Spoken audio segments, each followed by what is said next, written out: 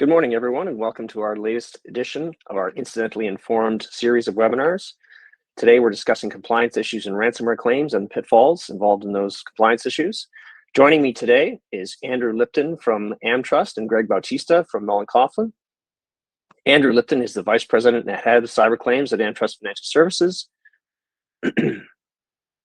He leads the cyber claim and incident response team and coordinates with the company's agents, brokers, and insurers nationwide to ensure superior claims service. Greg Bautista is a partner at Mullen Coughlin and an experienced cybersecurity attorney and civil litigator. Mr. Bautista specializes in data privacy, incident response, and brings extensive experience counseling clients in both large and small organizations, including large financial institutions, healthcare, e-commerce, public utilities, education, and nonprofits. My name is Michael Pierce, and I'm the General Counsel for CyberClan. CyberClan is an incident response provider. We provide risk management services, incident response services, and have a managed security service platform as well to respond to all of your clients' cybersecurity needs. Thank you for joining us today, and we hope you enjoy the discussion. As breach counsel, we rely heavily on the brokers and the forensic vendors to put together the documentation necessary to make us and our clients feel comfortable with the payment that's being made. I mean, no one's ever 100% comfortable making payments to a bad actor, but there are certainly reasons for doing so, and it I think helps everyone along the chain to make sure we have the most robust, as at least as possible, steps to make sure that what we're doing at the time is within the bounds of what we believe to be legal. Thanks very much, Greg. And I mean, that's those kinds of concerns are precisely why we designed our ransomware deep risk analysis report, which sets out all of the sanctions that we check, sets out all of the open source research that we do, and that's why we deliver that report to insurers and insureds and breach coaches. 2 points in the ransomware payment stream. First, in order to enable the decision to pay to be made.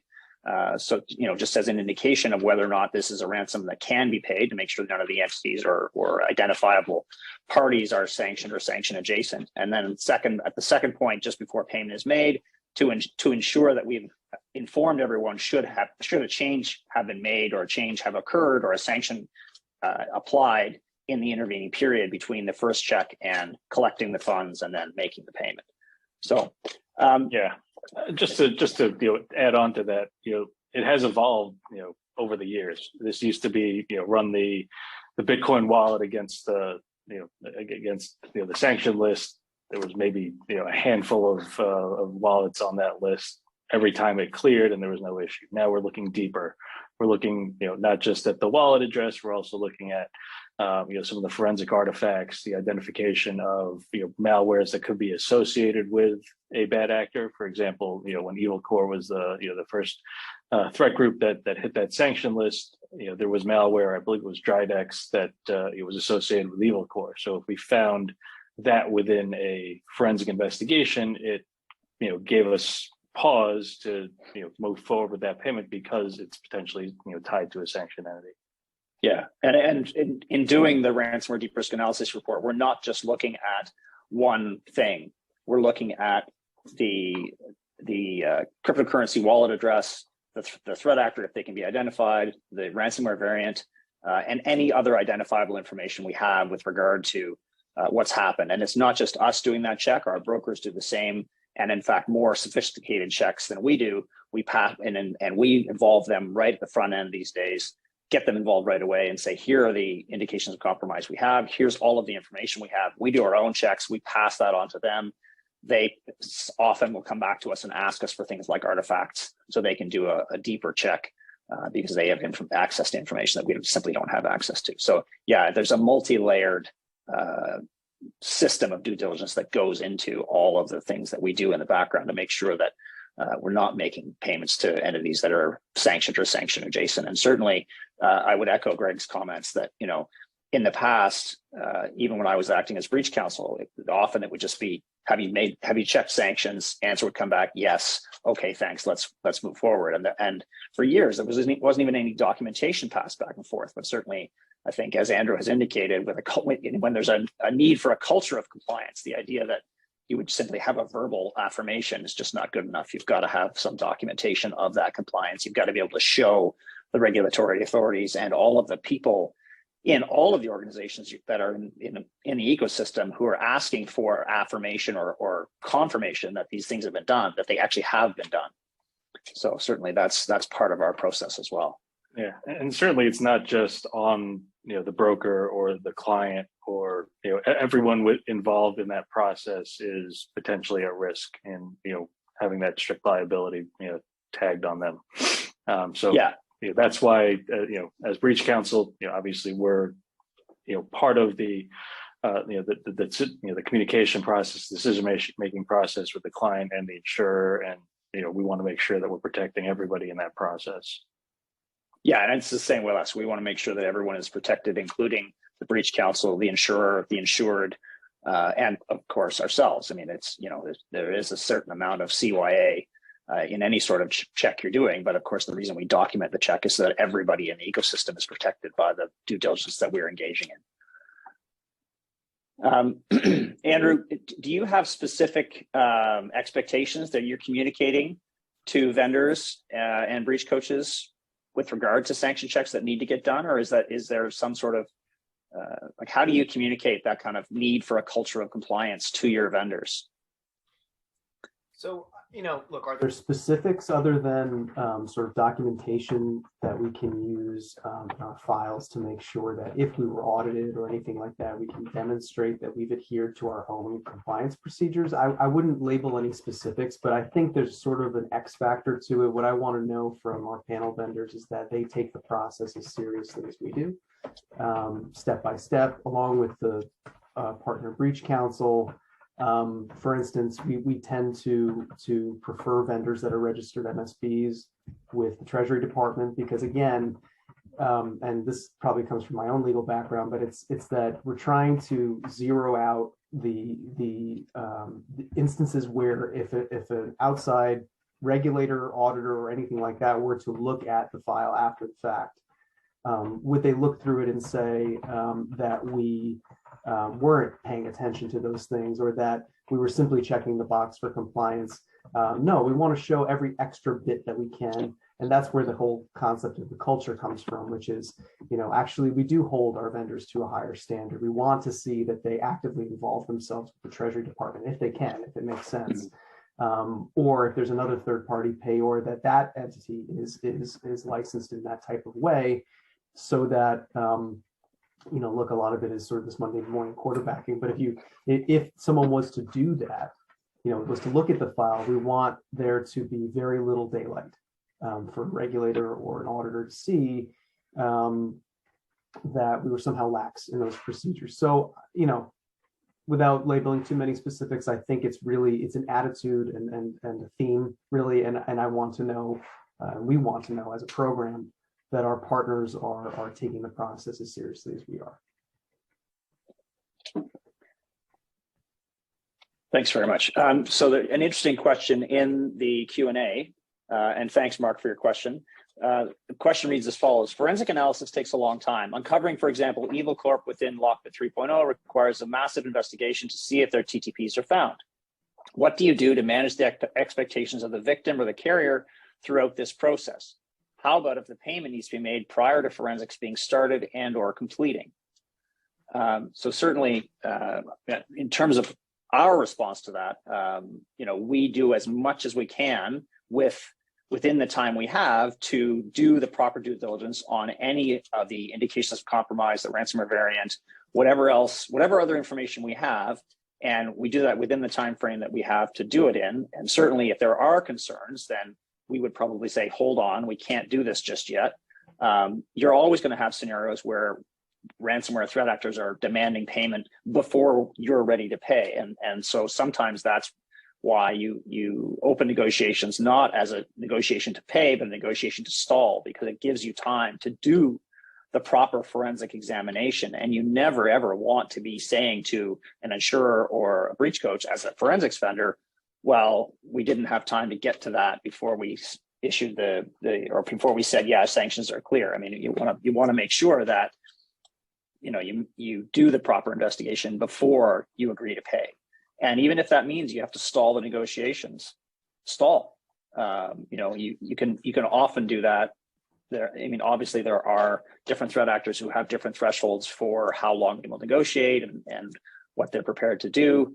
But you've got to kind of be creative in terms of how you engage with a threat actor in order to make sure you have time to do the requisite checks, to make sure you have all the information, and to run that through the sanction checks and the open source research that you do in order to provide advice to breach counsel and the insurer and the insured victim about how to proceed. I mean, you're never going to have perfect information. You're always going to have known unknowns and unknown unknowns, but you want to limit the unknown unknowns and the known unknowns as much as you can. And one of the ways to do that is simply to engage in negotiation with the threat actor in order to stall the process so that you have time in the background to do the investigation necessary.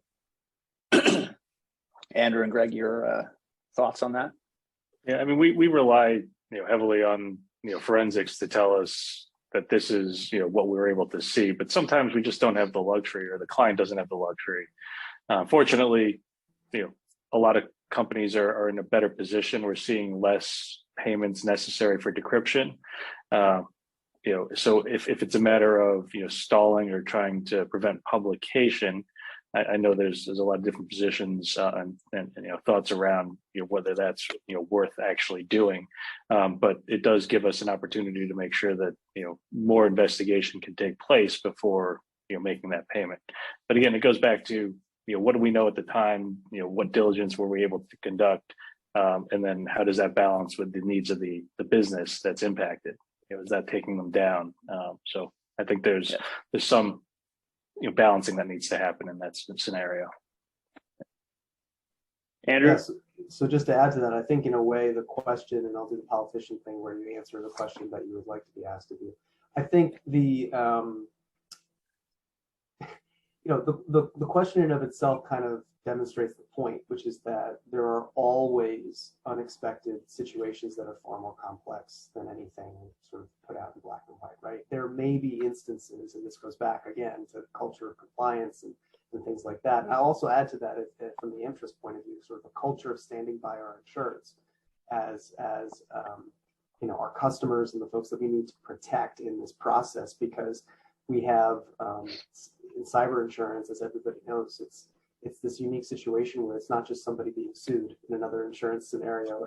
This is quite literally the victim of crime, and so we need to be cognizant of that and sort of side by side with our insured on that. So the thing about that question is, there will be situations where things happen where, for instance, for business continuity purposes and trying to mitigate other damages to the business, you do need to move faster before perhaps something else is unearthed, an artifact or something else in the investigation reveals that, oh, it happens to be that this actor is either connected directly with Evil Corp or tangentially connected with another entity that is not on the SD list, but also has sworn allegiance to a foreign power that we don't like to pay.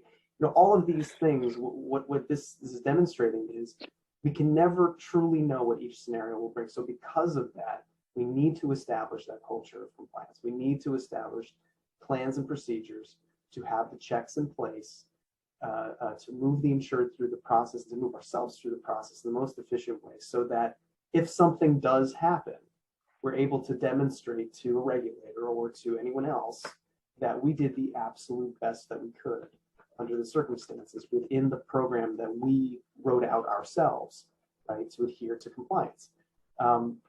Compliance is not about perfection. I think that's something that can be a bit of a misunderstanding in many different places, not just in the cyber liability space. Compliance is about demonstration. What can you demonstrate, right? And so the file needs to demonstrate that you did your best to adhere to the compliance procedures. Does that mean that there will always be perfect in terms of the actual facts? No, but we want to avoid that to the best possible while still partnering with our insurers and making sure that we are supporting them throughout the entire process. So I hope that's a bit of a roundabout way to respond to the question, because I think it is interesting whenever someone from a security field brings up instance like that. I always tend to say the same thing, which is that, well, you're demonstrating the point. complex things happen, right? We were working in a very complex space with a lot of unknown unknowns. So you never know. So because of that, you need to develop your backstops as you go along, instead of just coming at it on a case-by-case basis and going, well, maybe we should do this, and maybe we should do that in terms of marking up our file on the insurer side. So I hope that's somewhat responsive to the question. No, that's great. Thanks very much. In terms of the kind of culture of compliance that you talked about, how have your due diligence requirements, both internally and externally, evolved over the past few years? Have you seen, like, in terms of that culture, what sort of inputs have you kind of mandated that have changed in the past 2 to 3 years? Well, it's interesting. It's really the exact things that I've already brought up. So if you think about it, whereas a few years ago, the question was, well, who has Bitcoin to be able to pay to another wallet to do? Maybe we should find a way to string that together. The process has kind of developed exponentially from there, right? And so our job is to create the pathway and then to partner with the right vendors who can insert themselves along that way. So for example, are you or are you not a registered MSB? That's something that is pretty important to us, especially to Trust. And that's sort of a first building block. If you're not, it's not a done deal, but it is a first building block. Next building block, on a case-by-case basis, do you have a standardized chain analysis or some other method of analyzing the Bitcoin wallet in question to produce to us a product that we can put in writing into our file that demonstrates compliance to the best ability? Do you have something like that already? If the response is, well, we write it on a case-by-case basis and, blah, blah, blah, blah, blah, that's less impressive than someone who says, of course, for our service, we have a standardized letter which clearly lays out the analysis that was done, compared against OFAC guidelines and the SD list. And here's what we produce to you. It's a product. It's something tangible. Again, that's another plus in our book. And so it's things like that where you can see, whereas we have to standardize our processes for a culture of compliance, we want to see that our vendors are doing that too, right? In terms of the actual products that they're putting out, because it makes everybody's lives easier in the whole ecosystem. Breach counsel, insurer, insured. No one wants to have to pay these payments. Right. Right. Yeah. So well, if you have to, you want to know that it's being done to the letter of the law, so to speak. Yeah, and certainly, and even as a vendor, if you have a standardized process, and just for your information, we are a registered MSB and registered with FinCEN, and we have a standard product. But and part of the reason for creating that standard response and that standard product, our ransomware deep risk analysis report, is because then it becomes formulaic. It's something you always do. You do it every time. You do it the same way every time. And maybe the research methods and some of the other things change a bit as you move forward, because you get more sophisticated about what you can find and what you're looking for and what sorts of artifacts you're looking at and checking against.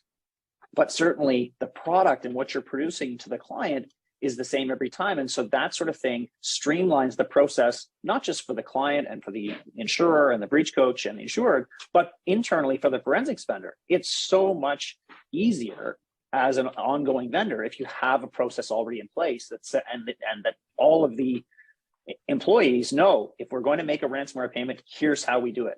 We do the check in order to let everybody know that, yes, this ransomware payment can be made if the insurer and the insured and the breach coach decide they want to make that payment. And then you do it again to say, okay, in between doing the check the first time and doing the check the second time, there haven't been any changes that would indicate that we can't now make this payment. And so, you do it temporarily close to actually making the payment, so that if a regulator ever came to you and said, hey, what did you do? You can say, we checked it once to make sure we could do this. We negotiated to get the best deal we could. We checked again to make sure we could still do it. And then we made the payment. And here's the documentation of all the research we did both times in order to make that decision. So that, and because it's documented each and every time, you don't have to kind of go back and say, well, did we do it this time? Because if you're doing things on an ad hoc basis, then the answer is, I don't know. But if you're doing things on a formulaic basis, the answer is always yes. And how do you know you did that? Because we do it every time. We cannot make a payment internally without having done this check. And also, I mean, that's, look, exactly right. And I'll also add on top of that, despite, sort of the goals of having a culture and how that sort of feeds into it, what is the real purpose behind this? Well, the real purpose behind this is that if you really read through the Treasury guideline that came out about this, what they say is, yes, strict sort of liability if it has been found that a payment was made to an SD actor, but whether or not you are penalized depends on whether or not you have established compliance protocols and a program, right? Yeah. So this is a way for insurers to and others in the process to avoid penalties, right? So if on the off chance something happens and you do make a sanctioned payment or something like that, or you facilitate one, that at least if it were to be audited, it would be found that you have an established program and procedures, and that on this one minute occasion, it happened to break through. But that is what the regulators want to see. They want to see that there's a compliance procedure, not just strict compliance on a case-by-case basis, because I think everyone knows that is sort of an impossible guideline to follow. Well, and the idea that you would actually be able to demonstrate strict compliance on a case-by-case basis if you're only ever doing it on a case-by-case basis, it seems like that is destined to fail. Because sooner or later, if you're doing things ad hoc, someone's going to do something differently. Yeah. And then the regulator is going to say, what happened there? Right? And that's because, and you're absolutely right, that's exactly what the process is aimed at. And that's why it seems to me, that's why the regulators are saying, you've got to have a process in place, because they have confidence that if you have a process, then you do it every time. But if you don't have a process, then who knows whether you do it every time, because somebody is in a rush, and we all know that time is critical in these sorts of scenarios. That's exactly what one of the questions the question we got was about. And so the last thing you want is to have a time critical issue and somebody cut corners because they're trying to save time. So if you make it part of the process, then you go through that every time. And as you do it, of course, it gets faster, so it's easier and you don't have to worry about the time consumption. But also, it just ensures that it happens on a rote basis. And that's, I think, exactly what the regulators are aiming for. Right. And again, just the last thing to add too, on the insurance company side, right, we're part of, some of us are part of large publicly traded companies. We are officers in companies, some of us, I'm a VP at a company. The corporate culture tends to be as such that internally, folks in internal legal departments vertically want to know that these type of procedures are in place. And you're also dealing with a lot of education gap there. There are a lot of folks who may manage you on multiple different levels who never dealt with something like this before. And so what can you do internally to demonstrate compliance? Well, you do it in a way where it's designed exactly how it's been stated. So selfishly, that's also something that's really important for those insurance folks in the audience. Greg, I'm wondering, do you ever get inquiries after the fact from regulators or others about, why did this payment get made? Have you seen that sort of thing happening at all in the ecosystem? Somewhat. I mean, it's, Indiana tends to be the most active as far as, state attorneys general go. Every incident that gets notified to them seems to get a letter requesting information. And, they've started to tailor that letter and ask more incisive questions than they had in the past. So beyond just asking for a timeline that led to notice, and, when you answered that question, you'd get a letter saying, well, your notice was delayed, even though, it happened within X period of time. This is a warning. Now they're coming back and following up for more information, particularly around ransomware. They want details on the variant. They want details on the payment. They're not necessarily looking for justification as to why the payment was made. I think they're gathering data, but they do ask that question on a routine basis nowadays. Going back to the other question, one thing that I wanted to mention, as part of that diligence process. We always recommend to clients when a ransom payment is being contemplated that we involve federal law enforcement. So notification to the FBI. It's not something that the carrier necessarily needs to worry about. It's not something that the broker, the vendor necessarily needs to worry about. But it's one of those mitigating factors when OFAC is considering whether or not to penalize a company, and it helps. Look, we don't always get a lot of involvement from the FBI. They're happy to collect information. We're happy to support their investigations by sharing what we can within reason. That doesn't impact our attorney-client privilege with our clients, but we want to at least demonstrate at the if there's ever a look back that we took that additional step, and it's something that we're the insurers are asking us for as well. Give us the IC3 report, give us some documentation to validate that step occurred. Interesting. So that actually brings me to a question I was going to ask later in the piece, but maybe I'll ask it now. And that is actually, what about law enforcement? Like, have you seen? I think we've all observed a bit of an upswing in enforcement activity.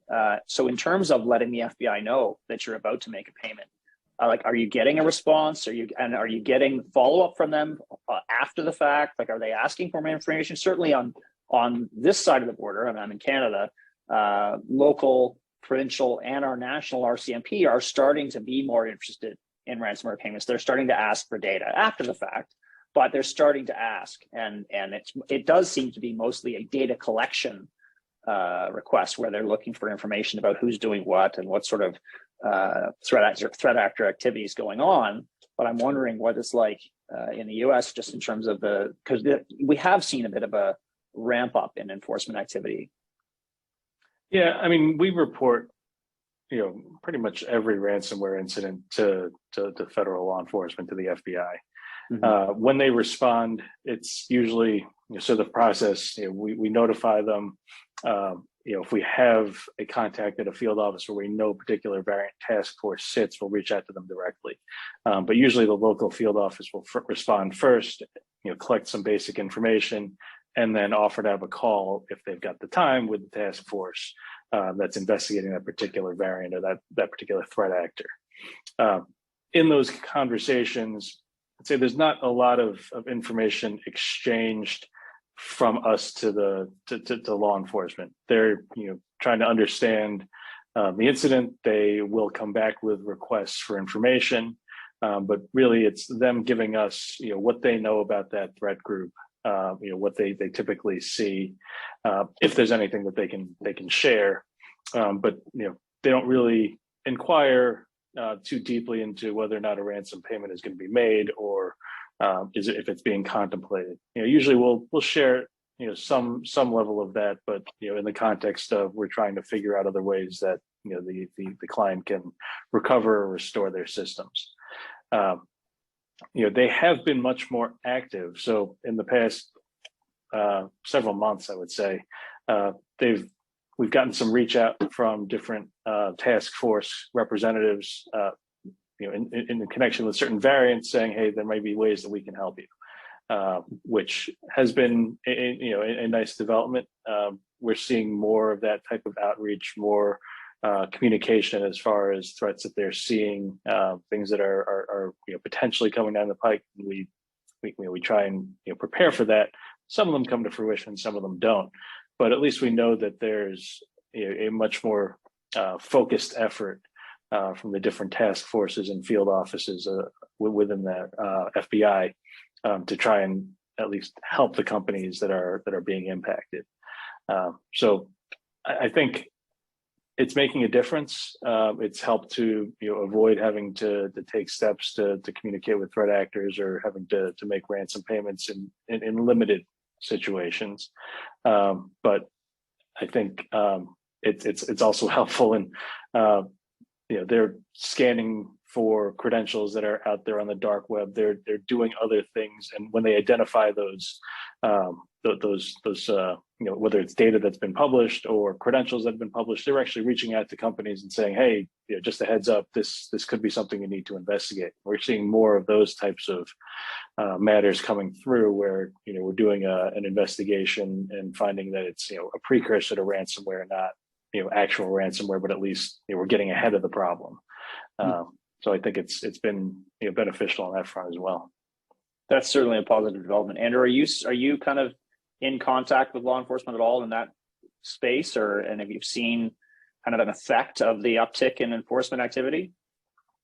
Yeah, I would just echo Greg's comments. I haven't seen an uptick in enforcement activity, but certainly an uptick in interest and outreach. There will be more times now than not where an incident will come in and the insured will say, well, actually, the way this all started is because the Secret Service reached out to us. or someone reached out to us and said, we detected the following involving your customers or involving your clients. So that is happening more often. And so I think that's probably all I can say about it. There's certainly more interest. I also echo Greg's comments about sort of filing the IC3 reports and things like that. Obviously, we encourage involvement with law enforcement in each of our insurance, local, state, and federal, to the extent that they can. Because again, we always have to remind ourselves that in addition to an insurance claim, these folks are victims of crime. So as much as they can help themselves with whatever resources necessary, that's what we advise them to do. All right. Greg, I'm wondering, are there pitfalls, specific ones that you're seeing that clients or insureds can fall into in terms of a ransomware scenario that you can kind of steer them away from with good advice? Yeah, I mean, a lot of times clients are able to recover these days. They have backups. They've got that 3 levels of backup with one offline. The pitfalls that they run into on that front are if their backups aren't as current as they believe them to be, or they're not checking them regularly, that impacts their ability to recover. It does leave a gap in data, but that's something that they can fix over time, with proper IT compliance processes. As far as contemplating ransom payments, we often get into in-depth discussions with clients about whether there's value in actually paying a threat actor for suppression of data. The whole concept of ransom threat actors being business people and being honorable in a sense, it's not holding as true as it used to. And whether it's intentional or not, we're seeing some clients that have paid end up having data that is published. It doesn't happen frequently, but there's certain threat groups that have gotten reputations for doing that, and there are certain threat groups that are just so disorganized with their different compartmentalized functions that someone that's negotiated and paid a ransom with the operator, that message doesn't get passed to the group that's holding the data, and it ends up getting published, and then you have to go back to them, and then they take it down. But what's done is done; it's out there. The other issue with when we're dealing with clients on that front is they're not mitigating their harm by making a payment to suppress information. They still have to notify because that data has been released, whether it's personal information or governed by contract. A lot of them think that this is going to be a reputational saver. Our data is not going to be published. We're not going to be splashed all over the news. And frankly, if they're not a major company, chances are it's going to hit maybe data breaches today or one of the blogs, but it's not catching a lot of national attention or international attention for that matter, because frankly they're not big enough, and it's more or less old news, unless there's something really significant, lots of sensitive data, something that sort of triggers greater scrutiny, or the nature of their business. Sometimes you might see a little bit on the local level, but again, news cycles move pretty quickly these days. So, something that hits the papers one day, is a big concern for that moment, and then it passes them by, and they still have to notify, deal with the regulators, and go through that whole process. So, are they in a better position to say, well, we don't pay, bad actors, we don't pay ransoms, or we paid to suppress publication of your data to protect you? I would defer to a litigation attorney on which argument plays better in court, but I would think neither really stands up as far as whether or not you've mitigated harm to any potential plaintiffs. Yeah, I certainly would echo that, and certainly I think you're seeing a lot of kind of what I would refer to as notification fatigue amongst the general public.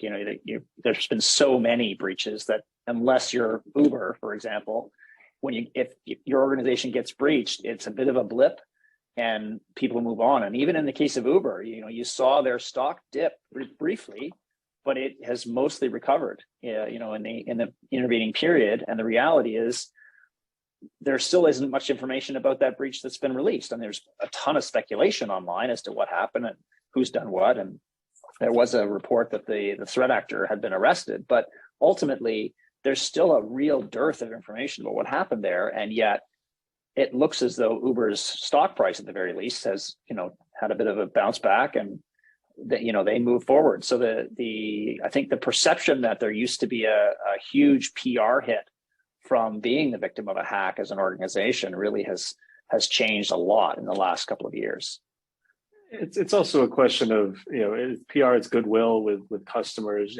We're seeing, interestingly, where companies that were hacked or had ransomware or some kind of breach, they had to communicate to their customers or their business partners, and those organizations would try and drop the hammer on them. They'd ask a ton of compliance questions. It would be this long, protracted process. They wouldn't connect their systems, whatever the relationship is. It's become much more standardized with at least the sophisticated companies that have seen this happen with their vendors over and over and over again. They want to know, X, Y, and Z, what happened, and how did you ultimately remediate, and are you in a position to certify or state that you've taken every step possible to secure your systems. Now, it won't stop them from asking for a forensic report, but we often push back on that and try to address their questions in other ways that doesn't impact the privilege over the investigation. But typically they've become sophisticated enough. They've staffed up their internal IT and security departments, so they ask the right questions, and they can actually understand when we say something, it's not because we're hiding it, it's because we can't say whatever the question is, but they understand what the ultimate point is and are more willing to get back up and running. Things like EDR on in place, MFA, the basics. They get it. They're looking for it. If you can check those boxes and verify that you've restored from to a clean environment, and they're usually pretty accepting of that. Andrew, are you seeing a shift away from kind of crisis communications, just in terms of kind of notification fatigue? Like, are organizations that are sophisticated looking harder at whether or not that's necessary when they're responding to a breach? Yeah, I think, look, in the context of ransomware and otherwise, I'm a big proponent of, usually if I'm on the first call with the insured, I do kind of like a breathing technique. We need to think critically about each of these things and have less sort of knee-jerk reactions. So what I like to say is, to echo one of Greg's earlier points, when it comes to ransomware actors as business people, frankly, I love that concept because I'm more than happy to negotiate with a business person, right? But that means you have to negotiate. And so part of it, and this is what we seek out in our partner breach counsel and partner vendors, is to not always be on our heels reacting to things, right? We're not just reactionary. We're not just going to say the actor has demanded X, therefore can we not pay that? I sort of want to feel the momentum going back across the table. If we're going to have an honest discussion about this being a business transaction, your opening demand is just your opening demand. It is not your landing point. Certainly not our landing point. You think you have what you have. You've shown us proof of life. that's great. We have a bunch of other things in our sort of arsenal.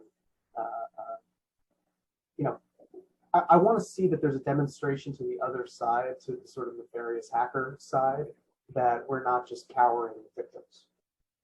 And obviously, they don't know that the insurers are involved, and nor should they. But in a case-by-case scenario. But I want to know that as a team, when we're responding to that incident, I want to feel the energy in the room of, well, you know what? They say they have that. They say they have this data. How do we know it's not the parking plans instead of a bunch of PII? Right? Yeah. How do we know? Where's the proof of life? Okay, proof of life. We've got it. All right, now let's take another deep breath. What does it mean to the business continuity of the insured, to their operations, to their reputation? What does it actually mean? Not just gut instincts and reaction of, well, geez, that would be really bad. All right, well, let's talk about that. What does that mean in dollars and cents? Does it perhaps make more sense to say, you know what, we're not going to pay this? We can back up sufficiently from what we have. And yes, there will be a stopgap there, but we can remediate in such a way that we don't have to. Or if we have to pay, let's negotiate with them, right? But negotiating doesn't mean just appeasing the other side to their demands. There's been a couple scenarios already, without sharing specifics, where I've been dealing with claims where a certain threat actor executes a ransomware variant, and they make a demand, and there have been folks in the room during this calls who say, well, they will never settle below X. Right? If the demand is Y, they will not settle below X. And my reaction is always, within reason, and obviously being partners with our insureds, let's test that. Yeah. Within the bounds of reason. Let's test that theory. And you know what? It has worked more than enough times to say, oh, really? They won't settle for less than that? So I do like to see a little bit more of that. And certainly with the development of ransomware as a service, you're dealing with far less sophisticated actors on the other end.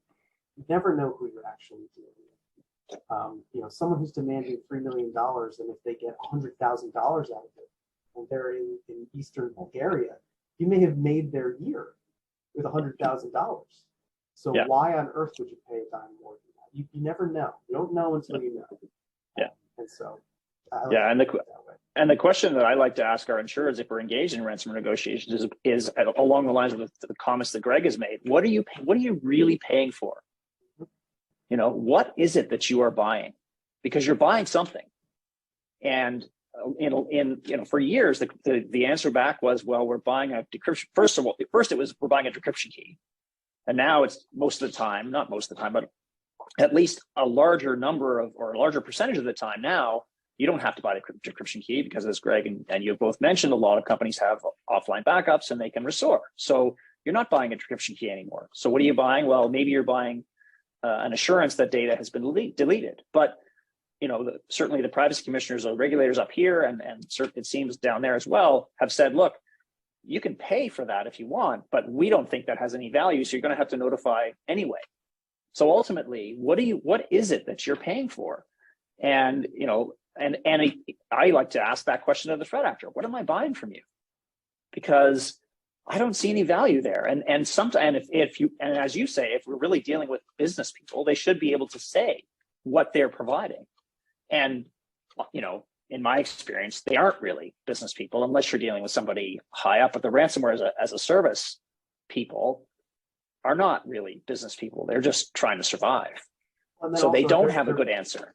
Right. If they're making secondary threats on top of that, like, well, come Monday morning, you'll see what we're going to do if you don't pay by the end of business on Friday.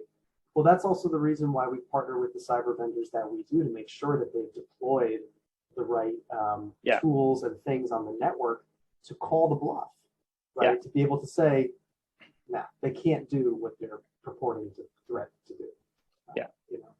And I think that's why you've seen an escalation. Like at first it was just, we're locked down your servers, pay to get them decrypted. And then it was, we've locked down your servers and we've exfiltrated data. And now it's, we've locked down your servers, your exfiltrated data, and we're going to launch DDoS attacks on your network until you pay. And so they, you do get this kind of escalation. But I think that's because of the increasing sophistication of the victims and the industry about how to respond. To Greg's point earlier too, the hardest conversation to have with the insured in these scenarios is about reputation. Yeah. Oh, 100%. Yeah. Because, for us, breaches are ubiquitous. They are widespread. They happen every day.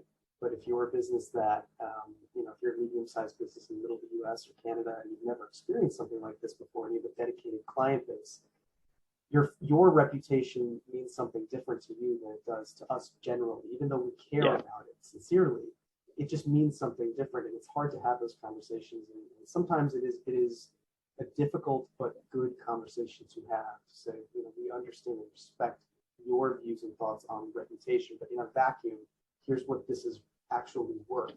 And does that measure up against paying $1 million for it or something else? Difficult conversation to have, but it's one that should be had. It shouldn't just be an immediate, well, it's going to hurt our reputation, so we have to pay. Well, breaches are ubiquitous.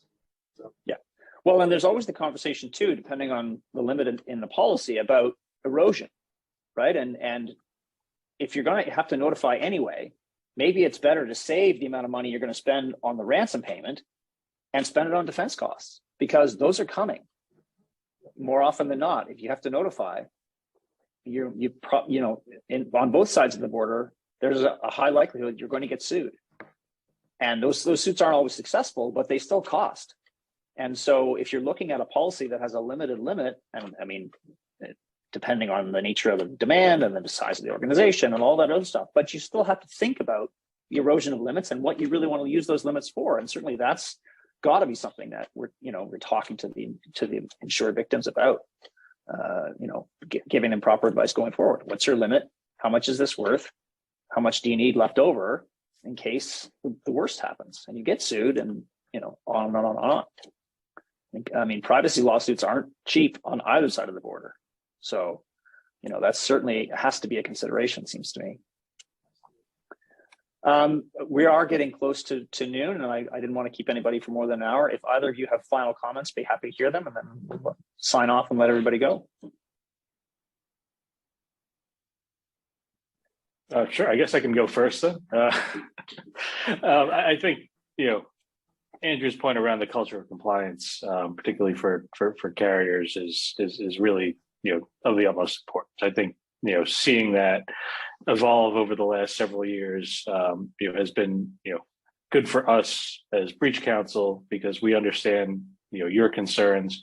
We also understand the client's concerns, and we can make sure that that line of communication and those, boxes are being checked, that information is being,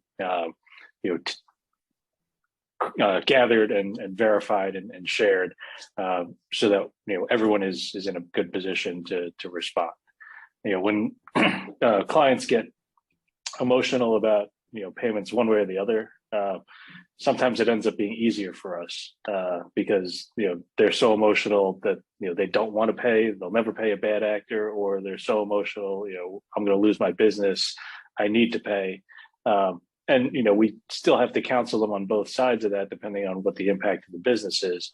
But the really emotional guy that wants to pay, often it's a longer conversation that allows more of that compliance work to get done, as opposed to them trying to say, like, we need to pay what they demand right now, and we have to bring in the experts. Where they can get into trouble is if they try to go rogue on us, and go get their own Bitcoin wallet and try to do it themselves, or they start communicating with the threat actors without having the experts involved. And that creates issues for us. So the earlier we can get to them, the better. Andrew, any final thoughts? Yeah, I was just going to add, with everything we've talked about today and the points that I brought up and Greg's brought up in terms of having tough conversations about reputation, culture of compliance, things like that, the insurer and really the on-the-ground adjuster, claims manager, claims counsel, whoever it is in the process, really needs to be the person to have that conversation most of the time. Because I think what we need to do better as insurers, cyber insurers in the space, and the folks on the ground managing the incidents, we need to be better about understanding that we have a unique voice in the process compared to breach counsel, compared to cybersecurity vendors, to be able to really talk sincerely with our insureds about their reputation, to talk with them about the ransomware process, to talk with them about what it means to potentially have to face a suit afterwards. Insurers can't sit back and rely on their vendor partners to have all of those difficult conversations. We really need to be the ones to be our insured cybersecurity partner. So I would definitely leave with that.